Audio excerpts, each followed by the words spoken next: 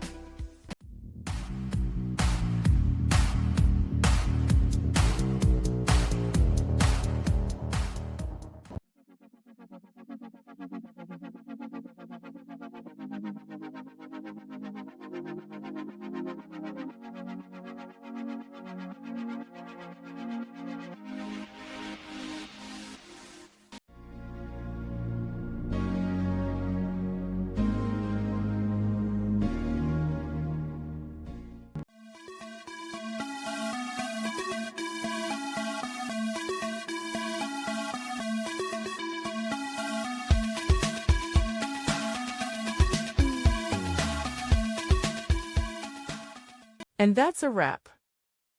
I hope you found the answer you were looking for.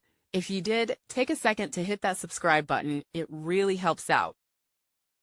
And let me know in the comments which solution worked best for you. See you next time in the debug zone.